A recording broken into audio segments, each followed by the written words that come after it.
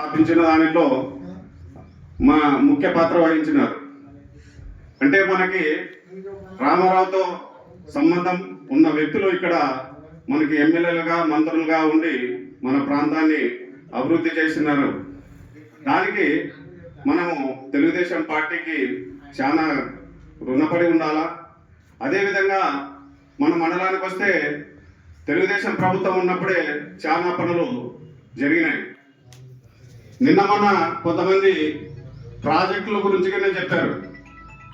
రాయలసీమకు ఏం చేసినారని వైసీపీ వాళ్ళు. మీరు రాయలసీమ గురించి మాట్లాడే ముందు మన ఎమ్మిగనూరు మన ప్రాంతం గురించి మాట్లాడాలని తెలియజేస్తున్నా.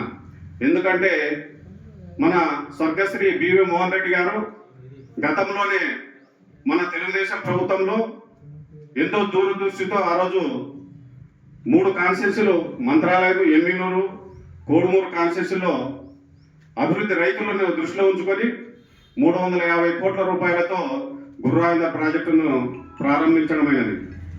అదేవిధంగా దాంట్లో భాగమైనటువంటి కోటికల్ పులికనమ అంటే ఎంత దూరదృష్టి ఉందో రైతుల గురించి మన ఎమ్మెల్యే గారికి అయితే కీర్తిశేషులు బివి మోహన్ రెడ్డి గారు. అదేవిధంగా తండ్రికి తగ్గ తనయుడుగా మన MLA doctor BV Jagannath Reddy గారు పోయిన మన తెలుగుదేశం ప్రభుత్వంలో 2019లో ఆర్టీఎస్ గుడికాలను 1950 కోట్ల రూపాయలతో ప్రాజెక్టును తెస్తే మన ప్రభుత్వం పోయిన పిమ్మట వైసీపీ ప్రభుత్వం వస్తే రివర్స్ టెండర్ పేరు మీద దాన్ని అతి గతి లేకుండా చేసి మన ఎమ్మిగనూరుకే కాదు దాదాపు ఆదోని, మంత్రాలయము, ఎమ్మిగనూరు, కోడుమూరు వరకు తాగునీరు సాగునీరు అందే ప్రాజెక్టును అతలాకుతలం చేసి దాన్ని అడ్రస్ లేకుండా చేసిన ఘనత వైసీపీ వాళ్ళదని తెలియజేస్తున్నాను. కాబట్టి ఇలాంటి అవాకులు చవాకులు మాట్లాడే ముందు ఫస్ట్ మన ఎమ్మిగనూరు నుంచి అభివృద్ధి అంటేనే మన ఎమ్మిగనూరు బివి మోహన్ రెడ్డి, బివి జయనాశ్వర రెడ్డి. మీ పార్టీ అసెంబ్లీలో ఇప్పుడు చూస్తే మన ఎమ్మెల్యే గారు ప్రతి అంశం పైన రాష్ట్రంలో కానీ మన ఎమ్మిగనూరుకు కావాల్సిన అవసరాల నిమిత్తం అసెంబ్లీలో కలమెత్తుతున్నాడంటే ఒక మన డాక్టర్ బివి జయనాశ్వర రెడ్డి గారు. అంతకుముందు 3 సార్లు ఎమ్మెల్యేగా ఉన్నారు కేశవరెడ్డి గారు. ఎక్కడున్నారో అసెంబ్లీలో కనపడరు. ఇప్పుడు వచ్చి వాళ్ళ పార్టీ వాళ్ళు విమర్శిస్తారు. కాబట్టి అది ముందు తెలుసుకొని మీరు ఎవరు అభివృద్ధి చేశారు ఏం లేదని పార్టీ మా రామారావు గారు స్థాపించిన పార్టీ బలంగా ఉంది.